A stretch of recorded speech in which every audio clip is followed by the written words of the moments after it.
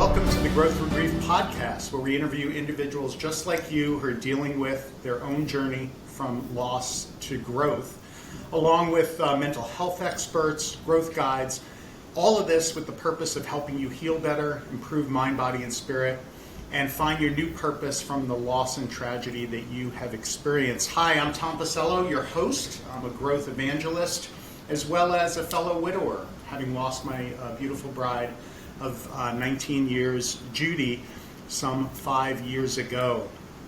Today, we have a very special guest, one of my brother widowers, Joey Pazzelli. Hi, Joey. Good afternoon, everyone. Thank you for having me, Tom.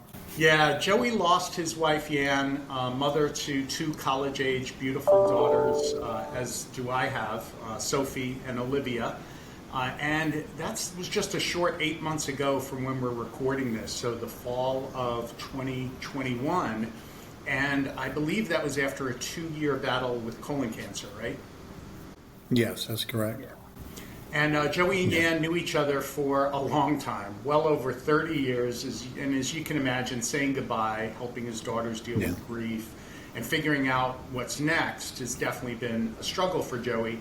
And we're going to go through, that whole story with Joey today, and what he's been challenged with, what he's been learning from his faith, and we're here to explore the story of Joey and Giang. So first, I love getting to the origin. My wife Judy and I had an interesting blind date meetup that without that, we wouldn't have created the beautiful family that we had. Joey, what's your story? How did you and Giang meet? Relatively similar to what you just said, actually, as a matter of fact. Little did I know, we grew up in pretty much the same side of town. She was actually 4 years younger, or 3.5 years younger at grade school. So we never crossed paths through the school approach, but I was introduced about 10 years out of high school. I attended my 10-year high school reunion one summer. And at the time, I would travel from South Florida, which was part of my sales territory, back only on the weekends back here in Orlando, and then on the road most of the time during the week. And came back from my high school reunion, rekindled a friendship with a good old buddy from high school, and we hit it off. And at the time, he was dating this beautiful young woman. Her name is Christina. And Christina and I started to get to know each other, and we shared a little bit about where we were in life and relationships. And she said, "How often are you back here in Orlando?" And I said, "Well, as a matter of fact, it's kind of a weekend thing. I'm, gone for the week and back on the weekend." She said, "Well, we have this girlfriend of mine that I think we'd like to introduce you to, and I think you might hit it off." And I said, "Well, I don't know about this blind date kind of thing. I've never been much for blind dates. In fact, I'd never had a blind date before in my life." So with some coercion, and she happened to have a picture. She pulled a picture out. So I will, in full disclosure, essentially not a true blind date, right?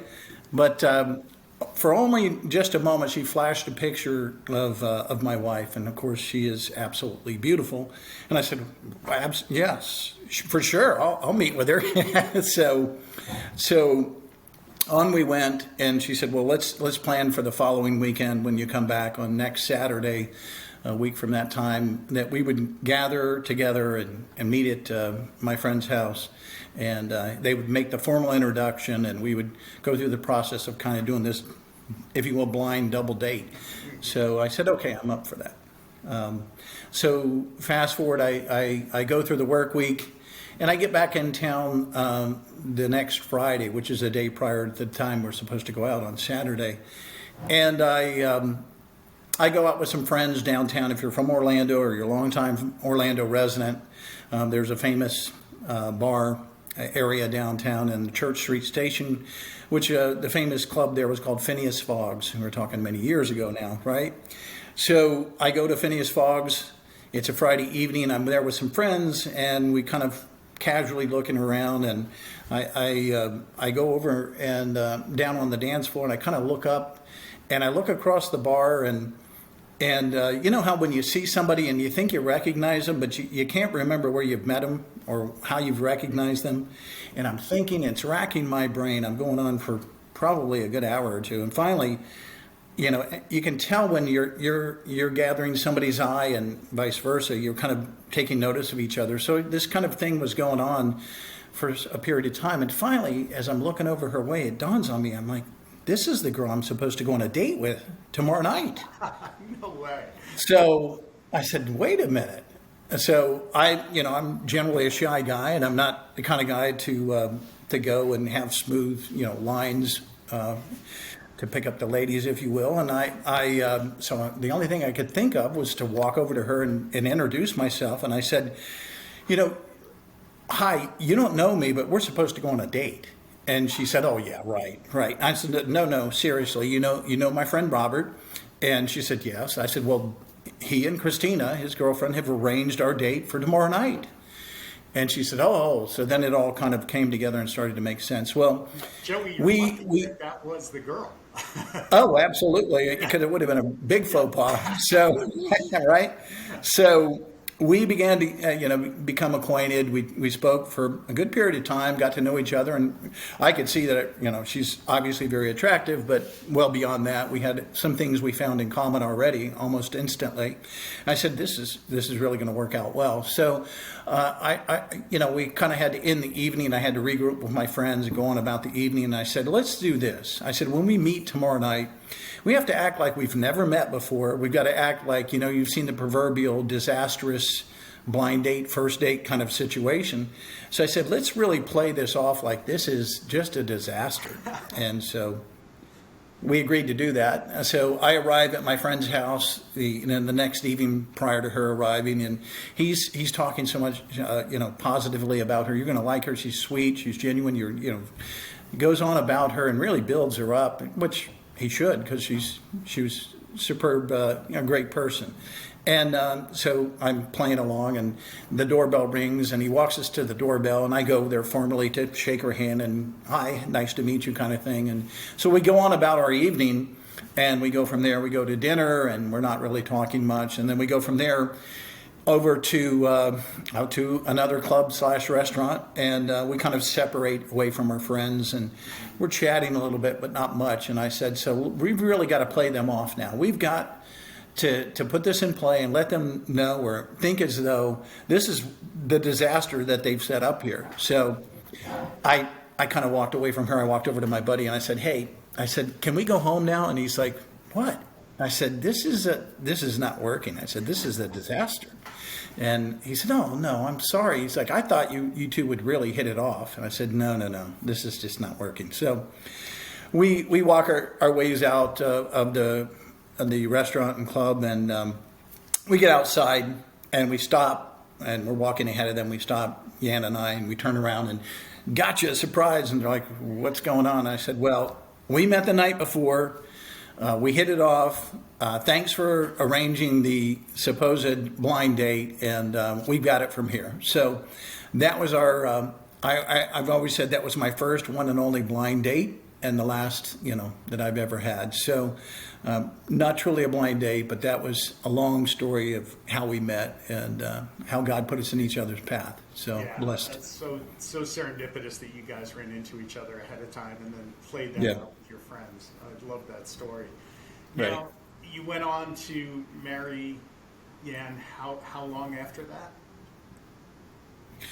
Well, you would have to know Yan's background and her family background. Yan is the daughter of a general, a 3-star general from South Vietnam. And her mother was even more strict than that. They are Vietnamese, traditional Asian, so you don't just walk in the door and, hey, I want to date and I want to marry your daughter. It doesn't happen that quickly, at least not in this family. So it took a lot of time, if you will. Probably more time than I would have wanted, frankly. I'm not a big dater, as I said, but I'd had some serious relationships before I met Yan. But it was almost instantaneous when I met her. I knew that she was a different kind of person, That's awesome. And then you went on to have Sophia, Olivia, and build an incredible life together. Yeah, just an amazing experience, We look through our lives and the time that we had before we started children was time for us, and we always kind of broke it up. And I, as I mentioned to you before we got on, the hardest thing I had to do was write her eulogy. And when I wrote her eulogy, I basically wrote an outline form, what I call the Book of Yan. And the Book of Yan took its phases in life, as we all go through phases and segments. But, in that segment, we always, from a marketing perspective, you call it the DINKs, the dual income, no kids. But we both valued family, and we both knew, myself being Italian and her being Asian, both family of 4 siblings and large families. Family was important to us, and we knew we wanted to have family. But at the same time, we enjoyed a good part of our lives. We were able to travel and do some things before we had children. And so we waited a few years, and then we got to a point where we wanted to have children. We had a little bit of difficulty. It took us a few years to become pregnant, and then God blessed us. And that set us on our path to, as you said, we had 2 children. The first one took a little while to have, and the second one came almost instantly. They call them Irish twins because they were 16 months apart, 17 months apart. So we figured something out by the second one. So, but blessed. Having been able to meet your daughters, Joey, they're just incredible young women, and I know they're going to go on to do just great things. Now, obviously this is a fairy tale, but not every fairy tale kind of ends the way that we'd like it to, unfortunately. I know mine was that same way, and I'm tearing up as I tell you that. Tell me about how you found out that Yan was sick and kind of what you guys went through with that struggle. Yeah, and there's some things that, when you get a diagnosis of cancer and before you get to that point, you always have the suspicion of the C word in the back of your mind. And unfortunately, it's been all around us. It's in today's world, and it's in our systems that, unfortunately, as we get to this age, we're, in our mid-50s, it becomes more prevalent that we're seeing this happening with friends all around us. So, to look back, to have hindsight is makes it difficult at times, but we did have some signs. We had some indications. And, you hope for the best, and sometimes you put off a little bit. And I think that we had some signs, we had some symptoms, we put off a little bit. And I've reflected back on that because we had a great life together. We traveled a tremendous amount. We traveled multiple times per year. And I don't know, in God's plan, had we known a little bit earlier whether it would have changed the course of her fate. But I've tried to reflect back on that, look at it essentially, if you will, in some silver lining, because had we known maybe a little bit earlier, it would have affected the way we lived our lives in that last year that led up to our battle. And so, and again, I don't know that it would have changed the outcome. I would have hoped it may have. But I have to look at it in that way, kind of the glass half full, that the silver lining there was that we had another year of just a tremendous life together with our children, with travel, with experiences that we may not have had were we to kind of know that. But yeah, and once you got, and I'll never forget, the day we got the diagnosis, or if you will, the indication that it could be the C word. I work from home generally, and she was mostly an at-home mom, and I thought, this would go in phases where she was just going to simply go in and have a pelvic exam. She was going to have the general, physical exam, and that would lead to tests that would then follow, and then it would be some time before we really knew what was going on.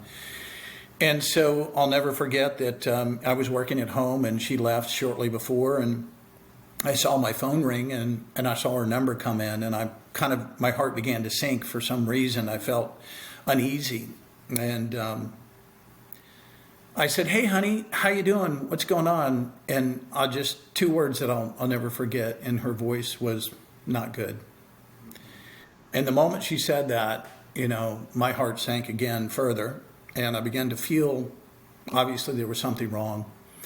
And she said, "You need to come here." And fortunately, the doctor that she went to is, less than a mile up the road. So I remember racing to the car, racing to the doctor's office, and walking into the doctor's office and being escorted right to the back room. And, she was there with her doctor, and the doctor was trying to console her. And we were both very emotional in what we were hearing. And, we began to pray immediately to hold out hope. And we had a wonderful doctor that, was prayerful right there on the spot and said, we're going to pray that we're in a position, but based on what she had just seen physically and through an examination, she felt a good probability that what we were looking at was a form of cancer, and that we would have to know more, obviously, with tests to follow. So that was unfortunately, how we got the first, if you will, diagnosis, indication that she might be what we're facing here in this battle. And then that sparked a 2-year kind of fight, right? Chemo, radiation. Yeah, and the doctor most immediately, she said, hey, and this is what I loved about her. She said, I've already got a plan. I've got this radiation oncologist. I've got this primary oncologist that's going to act as the quarterback in this. I've got this series of doctors that she already began to name out that she had true confidence in, and that experience. So we went most immediately into, this dive head first, almost immediately. And one thing I'll also reflect on, this is right around the time, as we talk about our 2 children, we were facing the fact that we were about to send our first child off to college. So we were starting this same process of becoming, if you will, the empty nester. And, kind of I'll never forget. Getting your daughter on that path.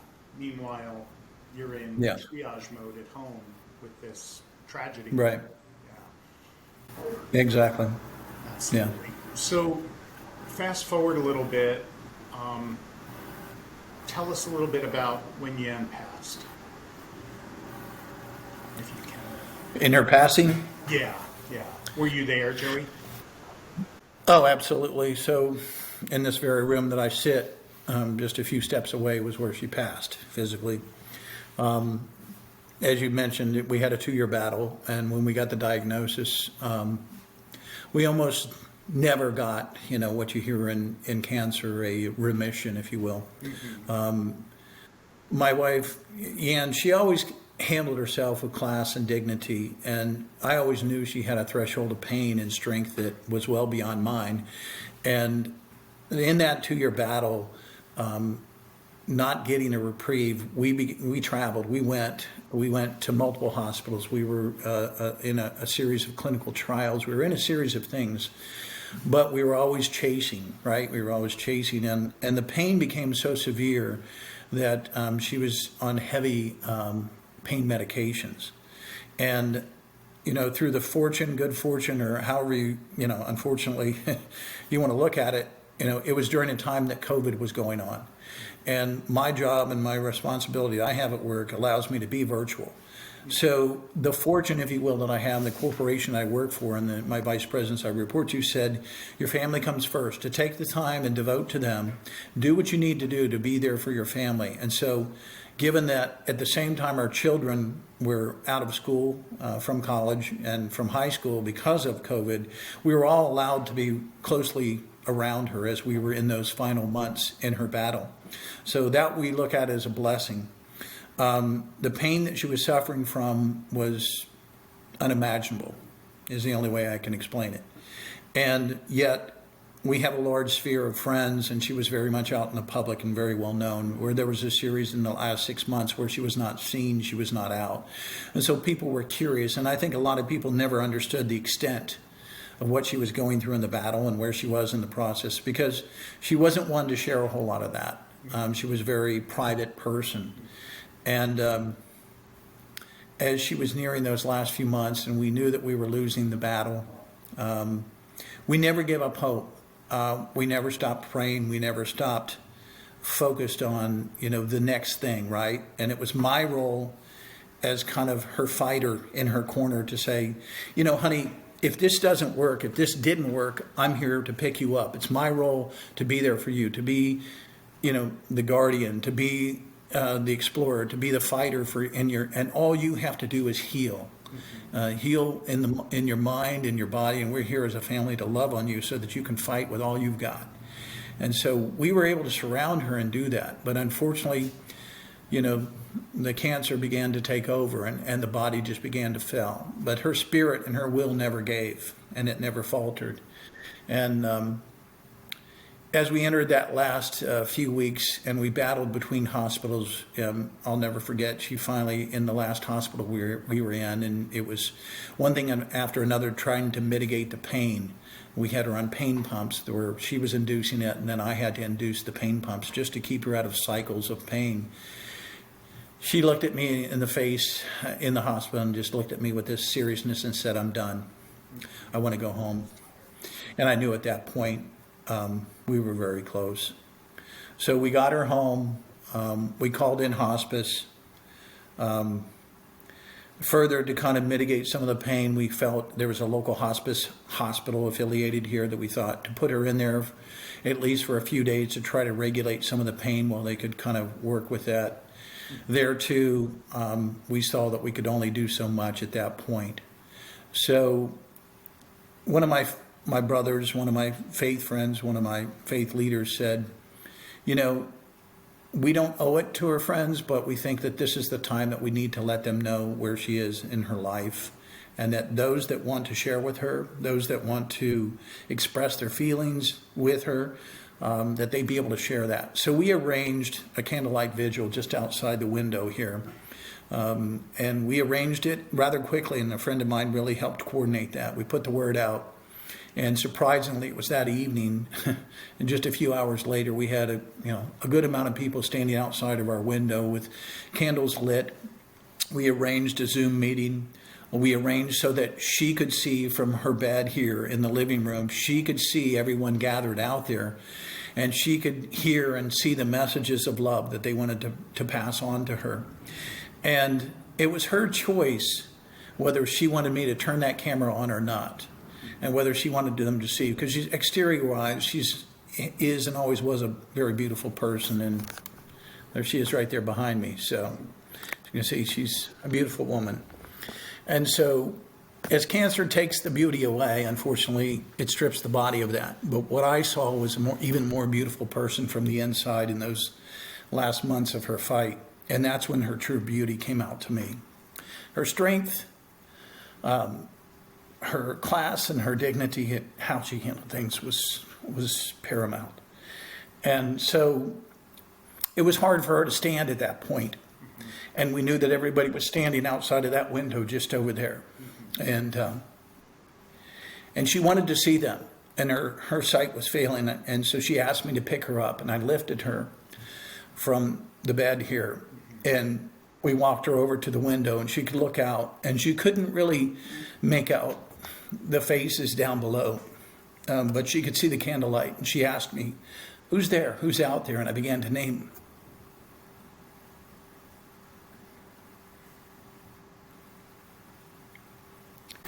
It's such a blessing, Joey, that everyone came together like that for her. Yeah, and it was.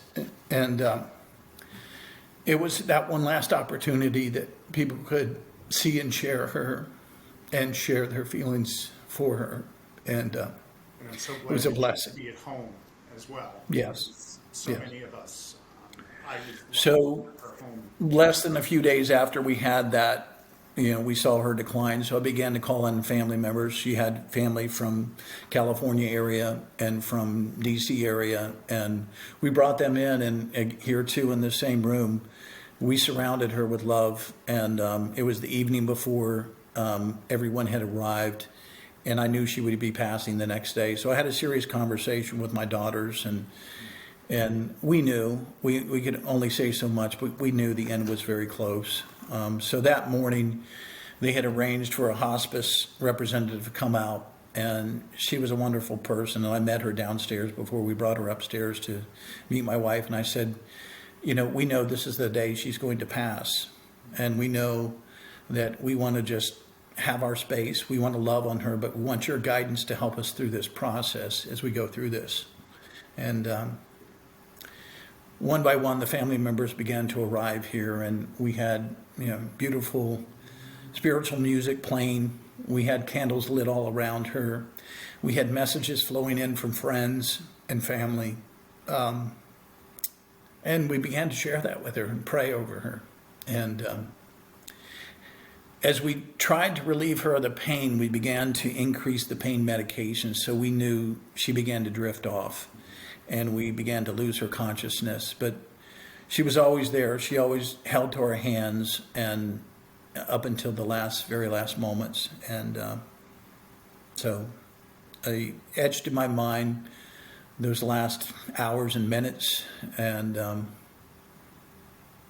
never forget Joey, that talk party. about your faith. I'm blessed that you recommended me into a Bible study and have been helpful in my personal journey.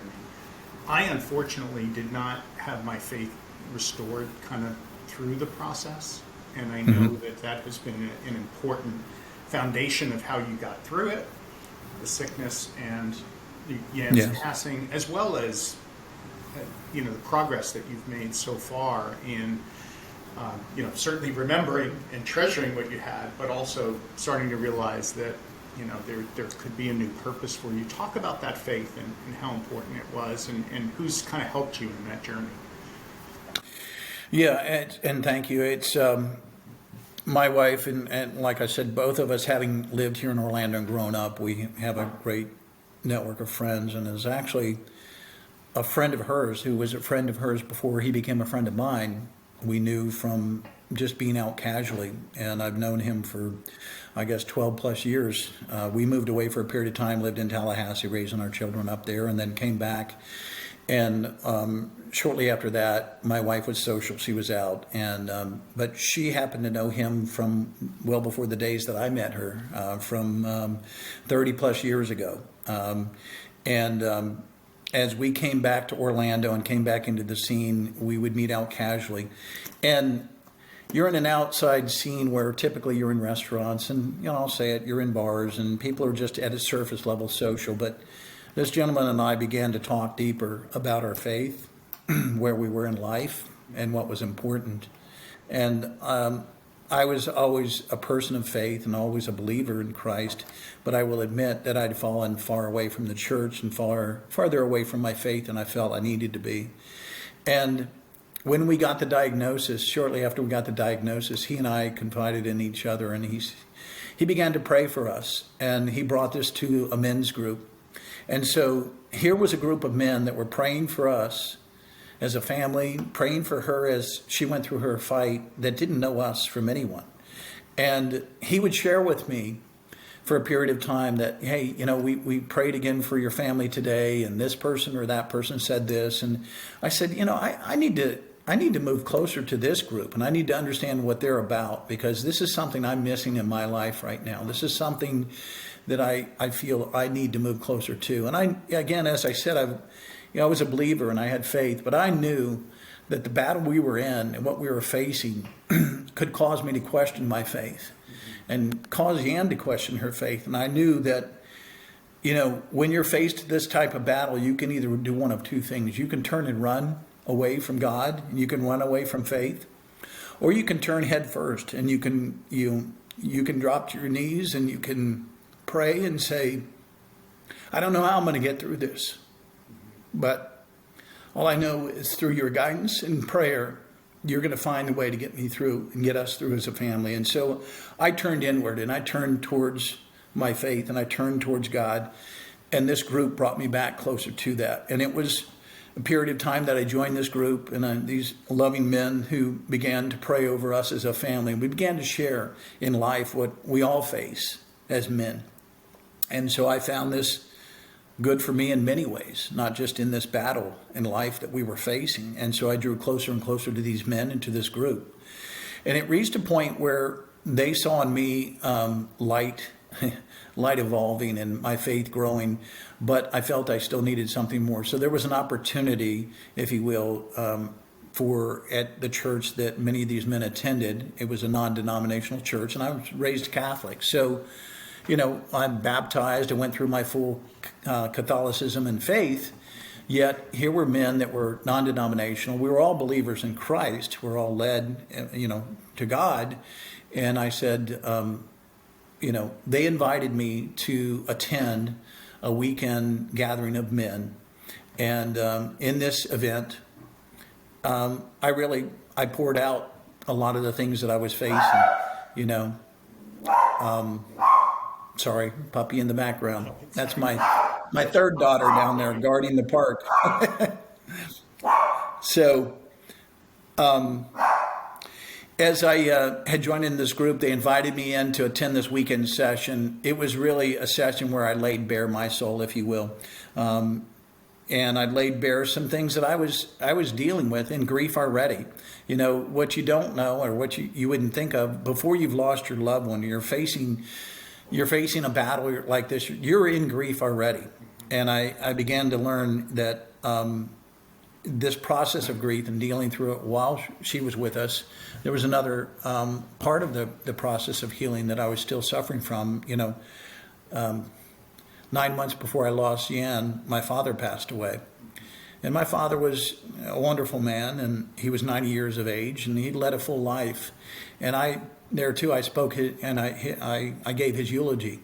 But I was so wrapped up in our battle and our fight when my father got sick and he went rather quickly, I never really had the time to mourn him and to go through the grief in him. And so through this group, it allowed me to kind of open up and visit, you know, what I had not resolved there with my father and going through the grief. And this weekend really opened my eyes to that I experienced.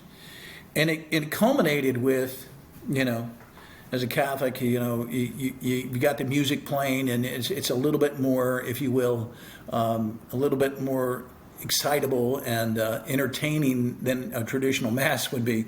So there was an altar call, or if you will, or called to the front, and I felt compelled to go to the front to be prayed over for the things that we were dealing with, to bring strength to our family.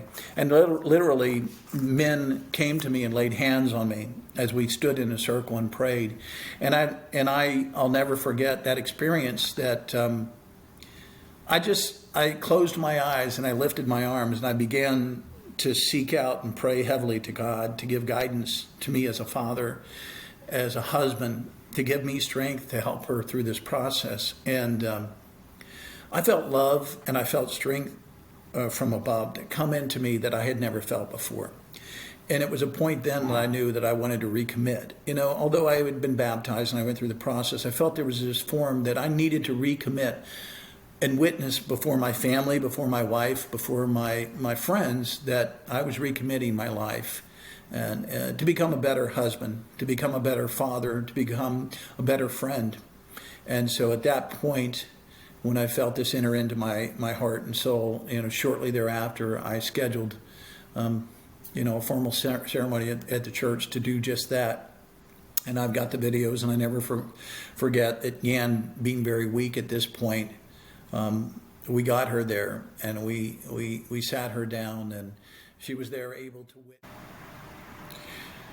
Well, as I said, you know, this recommitment of my life to Christ and the experience that led me to go back in and witness before my family was really a turning point for me, and led to me to where I am today and where I want to go. And, you know, as you said, I'm 8 months into this journey. I know I have a long ways to go. And it's through my faith, and a good part of that, and the men that I experience within my group of faith that will help me, I recognize, through the process of this healing through the grief. It's about moving forward, not moving on.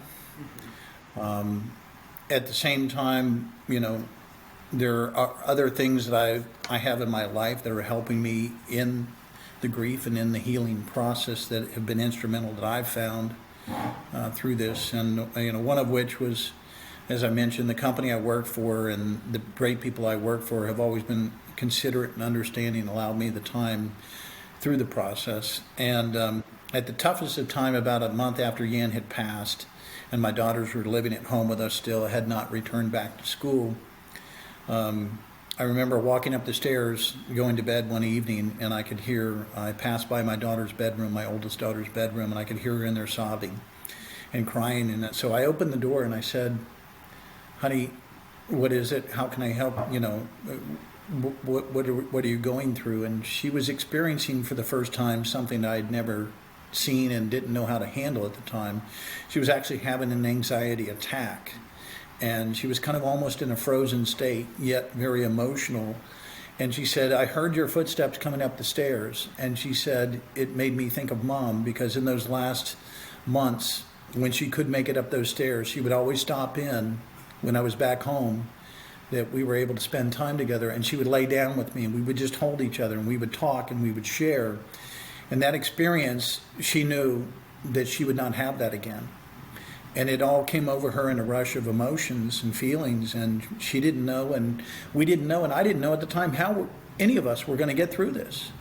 You know, we were a matter of weeks since her passing, and all I could do was lay down there next to her and hold her and try to comfort her while I was trying to comfort myself, and try to, you know, how do I as a parent heal, and how do I as a parent also help my child through this unimaginable, you know, situation they're going through. And she asked me questions for which I didn't have the answers, and I knew, and I was praying as we were going through this, that God would bring me the answers. And I recognized that God puts people in our paths at the times when we most need it. And that very moment, I knew that He was going to do things that were going to help us through the process. I didn't know how, but it was going to happen. So fast forward to the very next morning, I got an early phone call from my vice president, just out of the blue. We don't normally talk on a regular basis. And he said, I sense that you're having challenges, obviously. He said, you know, there's a gentleman who's rejoined our company who lost his son. His son was 11 years old, lost his son, who died of an amoeba attack, and just a terrible story. And he said this gentleman has gone through his healing, and as a result of that, he's joined his church and now actually oversees a grief share, what's called a grief share group, as a part of the church. It's faith-based healing. He said, would you be interested? And I said, absolutely, amen. You know, God has put you in my path, and He knew that I just went through the most difficult night of my life as a parent to help guide my child, and I knew I needed help, and He put you in my path. So He provided me his phone number, and most immediately I hung up with him, and I called this gentleman who was overseeing the grief group, who's now a great friend of mine. We spoke for hours. And we both cried, and we both shared what he was still going through. You know, he's lost his child now, I guess, almost 8 years ago, and he still deals with the grief. So, you know, I was learning almost immediately that grief was not going to go away overnight. It was not going to be a process that we would heal. And there too, everybody I've learned goes through this process differently and heals differently. And there's no exact method or formula. And I learned that rather quickly. But it's through the grief share group. It's through this men's Bible study group. It's through friendships like yours. You know, you came to me through a mutual friend when I wasn't expecting it. Because unfortunately we share this common bond now. We're both widowers in our experiences. And it was, you know, a continued low point when you reached out to me and said, hey, you don't know me. We know similar, you know, we have, you know, shared friendships with other people, but I feel compelled to reach out to you. And I remember you dropped a book at my front door, and we began to talk, not knowing each other. And so it's people like you in my life. It's people like friends. I reflected back on friends that, you know, from my age, from the time I was 5 years old, I have neighborhood buddies that, you know, we grew up together. And I found that those were the ones that knew me deepest at my heart and soul level that I could share with. So they have come back into my life more so than they were in the past. And they continue to remain there for me. And we've got this now bond where we make it fun. We text each other daily, almost daily. We give challenges to each other in life. We're all facing the same pains and sufferings of our bodies ailing and all the things that we deal with. So it's those bonds and those friendships amongst other men that are helping me through this process and continue to help me through the process. So I'm blessed. The words that came to me were, you were not alone. You weren't alone because Christ was with you the whole time. The members of the church were with you. The Bible study group was praying over you and continues to pray over you and your family every week. Your friend groups, the grief group that you belong to and you go to most weeks. And I think that's important, is that we don't have to go through this alone. Amen. And by reaching out to you, I was calling to help you. You actually helped me in getting my faith to that next level of mentorship that I needed to. And so it's not just that you're seeking others' help. You will be able to help those same people and share your experiences. And it is through that kind of social healing that I think we get to a better spot. It's funny you would say that, and that is a lesson that's taught in Grief Share, is that part of the healing process is frankly helping others. And when you can reach out and you can help others, that's part of your healing process. And I began to do some of that intentionally and unintentionally. I changed my social media that people can see I'm now more spiritual. I'm not necessarily religious, but I'm letting my spiritual body be known, and I'm sharing that. And in turn, that has touched other people that have reached out to me in a different way, in a different friendship that I've been able to help. And coincidentally, just last night, I'm sorry to say that I still battle with sleep issues. I don't sleep a whole lot. So it was late in the evening and I was on social media and I posted a song and it must have hit somebody. And there's a woman who's came into my life that just met me only through social media, who knew my wife. And unfortunately, she just lost her significant other, unfortunately, to suicide. And here was this woman reaching out to me because in some way I was exemplifying the healing process. And she wanted to know what it was about, what I was doing, and how I was getting through the process. So I began to share with her. And, that's just another form of, as we said, the healing. When you can help others and feel as though you're helping others, that's what Jesus asked us to do, to love on each other, provide the love that through us flows His grace.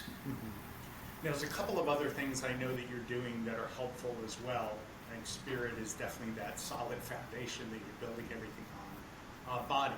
Talk a little bit about why you think that's important, what you're personally doing. I know, we're spin buddies, so we go to spin class a few days a week, and that's good. But that kind of positive forward movement in body, how has that helped in the healing? Yeah, and we talk about the mind, it's mind, body, and spirit, right? That we all have to heal in those parts of our lives. And this is part of the Grief Share too. You can't be good to anyone else if you're not good to yourself, right? So you have to learn, if you're struggling, you have to learn to love yourself again. You have to learn to not be selfish, but focus on yourself so that you can be better for others. And so I saw that and we recognized that. And that's one of the things that we learn through the Grief Share process, is that you have to take care of yourself so that you can take care of your others. And in this case, for me, I knew I had to be there for my children. My wife, she did an amazing job raising our children. And we're fortunate that, they're late teens, early 20s, and they have the values, they have the foundation, they have those things that are instilled in them. But they still need me as a father. They still need some of that guidance. And they need to see me through the process grow. And they need to see, at least in my view, that I'm healing, but I'm healing in a healthy way. And that's my interpretation of healthy, and it's physically healthy. So I'm exemplifying to them. They see me getting back into the gym, doing things physically to, if you don't have your health, you've got to take care of your health so you can take care of others. So I've certainly done that focus. So there's the body. I've been talking about the spirit, and the other part is around the mind. We got to focus on mind. And so I'm doing some things differently that I don't traditionally do. I'm starting to read more. And education within what I'm facing in the healing process, in the grief process. And then trying to expand beyond that into one of the other things they talk about is trying to find the new you, right? So you can't spend 30 years of your life with someone, and I'm affected daily, and everything I did daily was with my wife and my children in mind. And so take that away after 30 years of doing that. And now you have this freedom, if you will, or this curse of time. You've got a lot of time on your hands. And so what are you going to do with that time, and where are you going to focus with that time, and how are you going to use that productively? And so I began to think about how I'm doing that. And some of that molds me and is changing me as a person. It's changing some of the things, my interests, and where I focus there. So again, I'm all too new in this process. Unfortunately, I'm in this process, but those are the things I'm focused on, is the mind, body, and soul. And each of those are important to me and how I progress through this process. Me as well. I started with body to kind of get some forward movement going there, which is how PTSD patients kind of heal, by moving forward in a way. And then mind was second and faith was last for me. I think your order, Joey, is a little bit better and the one I would recommend to folks.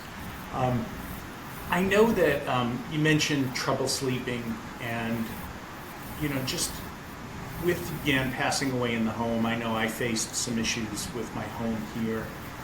Do you want to share a little bit with that? Just a little bit of the challenges that you face there, just being home? Yeah, I don't. For those of us that have become widowers, and maybe it was my circumstances of what we were in the battle. As I mentioned previously in the conversation, I felt my role was as her guardian, as her fighter, right? And I've always been a fighter all my life. I've been an athlete. I've been a fighter of a number of things.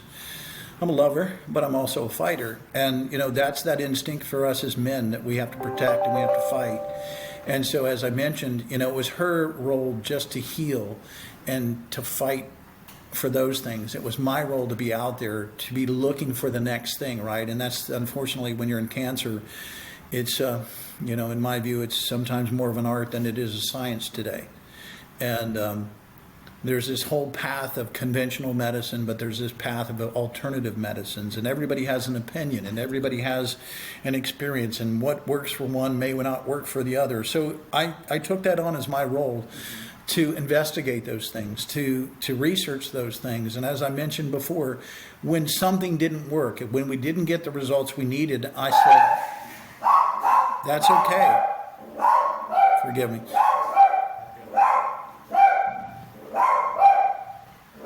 She guards the park outside. But I said, that's okay, honey. I said, but this is the next thing. This is what we're doing. I've already been researching this. If this didn't work, we're going to do this now. And so it was always the next thing, right? And if the blood counts weren't right, if this wasn't right, but it's okay. We're going to get here. We're going to get to this point. So I will say, in sleep and being able to fall asleep and being woken up in the middle of the night, frankly, those were the nightmares I had for a period of time. Was, you're in the battle still.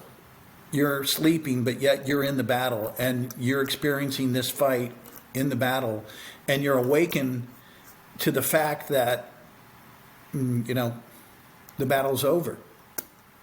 And you have all these other intentions, you have all these other desires, you have all these other things that you would do. But unfortunately, that escapes you. You no longer have that ability to do. And so it's part of coming to grips to that, waking up to that nightmare that the battle is over, that was waking me up a lot in the middle of the nights. And so now I've gotten to this strange cycle where I sleep a few hours and then I'm awakened, and then the mind begins to race. So I'm trying to use these other methods we talk about: reading, concentration, prayer, other things that can calm the mind as I wake up on these cycles of sleep that I've been going through, to try to return back to some normalcy in my sleep patterns. I will tell you that I'm certainly not anywhere near mastered it yet. I'm a work in progress, but I'm trying to find that formula of the right things. I'm not a believer in medication, and I'm not a believer in the things that can be thrown at you from the doctor's side, and I'm trying not to rely upon that. I will say that I have some of those things, that they're there at the ready if I really need them, but unfortunately I'm not an addictive person. And I want to try to do this in other means, in other ways. I'm not saying that those other things are wrong or that they don't help some people, but for me personally, I'm trying not to have to rely upon that. So it's a work in progress too. Joey, to you achieve. went through your story there, and you talked about the, the experience and the battle that you felt you were in, and that battle being over, and you're going back and replaying it in your mind. If you listen to a veteran talk about Fallujah or talk about, the service that they've had, it's not too dissimilar than exactly the way you described it. And I know I feel that same way. It was a battle Yes. that we fought for years and Yes. lost. And all of a sudden you're like, Yes. post-traumatic stress, definitely.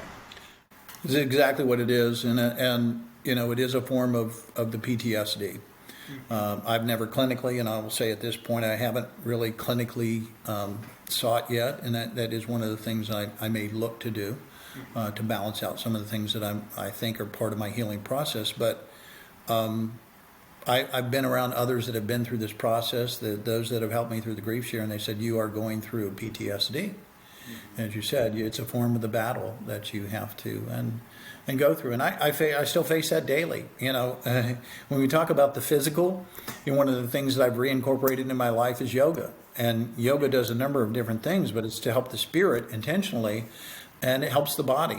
And those are all good things. But the toughest part about yoga is the very end. And those of you that do yoga, is the very end is Shavasana, in which you're supposed to lay in a totally still state on your mat. And you're supposed to just let your mind, you're actually supposed to free your mind and escape into meditation as you finish your practice. That is the hardest part for me.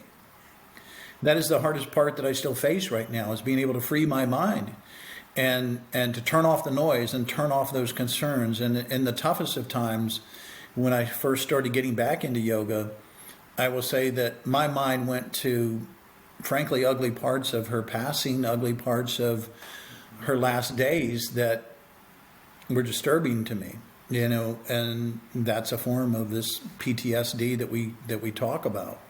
I've recounted So mine in a blog or two, Joey, same exact type of thing, and I agree Yeah. with you. I had the hardest time letting my mind free in Savasana, definitely.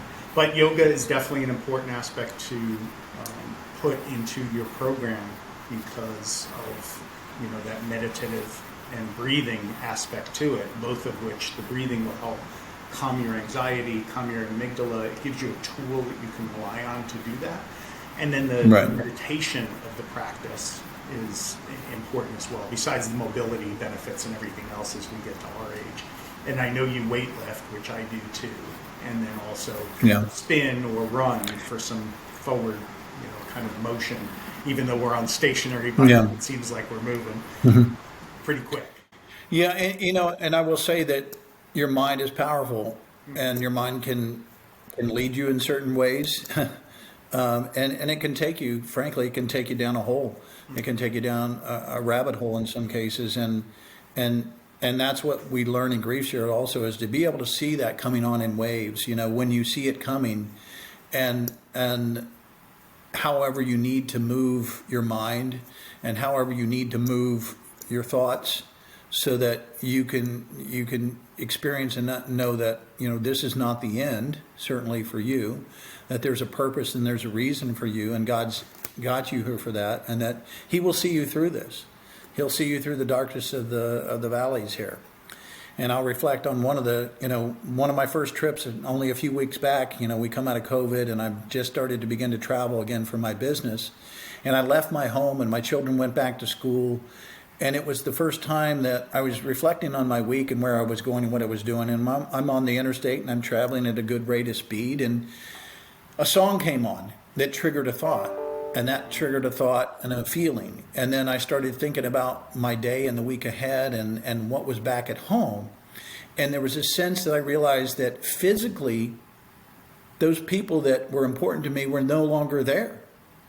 And I looked back that, do I have to be back on this day or this day? And I began to tell myself, I don't have to be back there any day.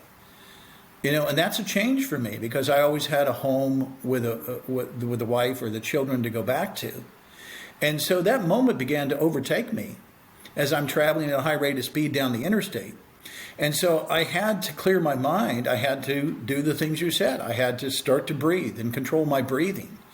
and let my mind look beyond that moment and look beyond that wave, if you will, and focus in on what was important beyond that for my children, for my life, for my well-being, and what I needed to focus on. And had I not had those experiences that led to that, had I not had these others that allowed me or helped me through that process to recognize that and know how to respond, that's why I say the mind can take you to places where you may not want to go. And so having that sense of that and being able to see through that and knowing how to try to mitigate that, I think it's important for us all to focus in on, learn that we're all going through this experience.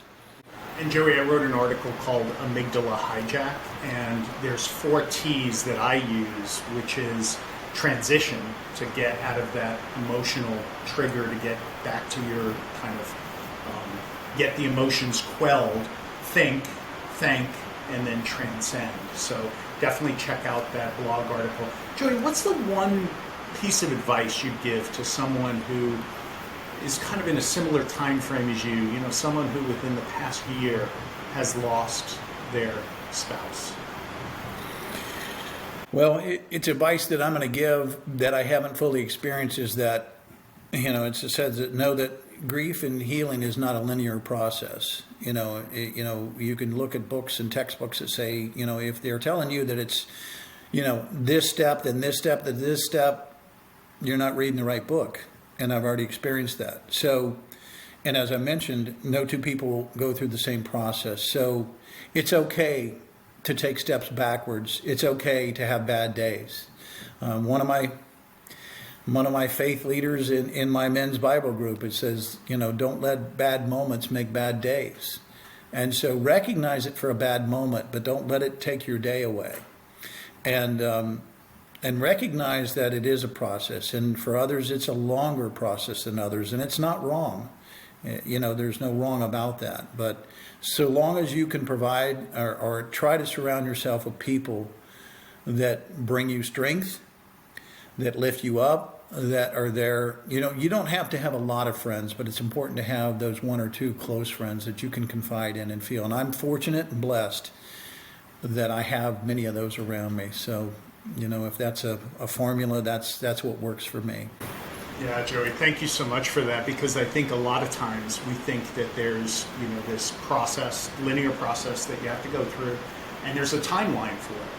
And unfortunately, there's a lot of others that will put dates and times and time periods on that for you, and you just have to let it be there for yourself. Give yourself grace. There will be setbacks. There will be times where you're feeling, very similar to the day or 2 after the loss. And that still happens to me 4 years in, 5 years in. Happened to your friend, 8 years in, he lost his son. It's certainly not a linear process, even for those who address it, write about it, journal about it, try to help others about it. It can still impact us as if it was yesterday that the loss occurred.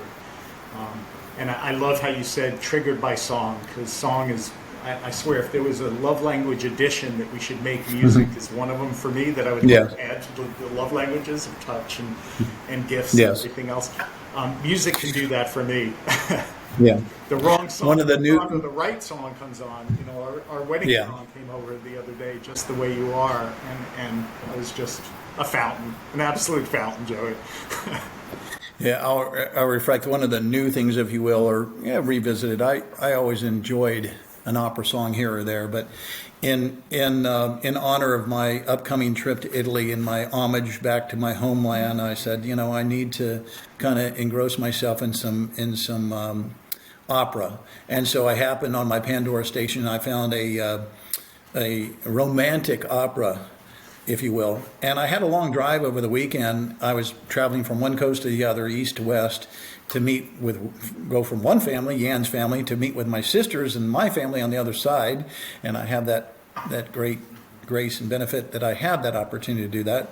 But I could take the path, which would be the interstate and all of this, but I saw the need that I needed just some thought time and some alone time, and I needed some reflection time.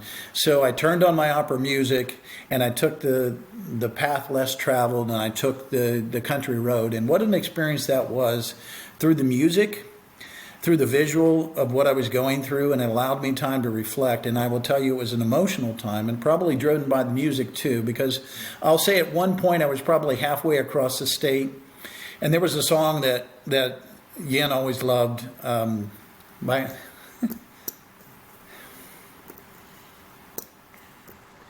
Andre Bocelli, "Time to Say Goodbye," and song came on, and of course, naturally, I'm losing it.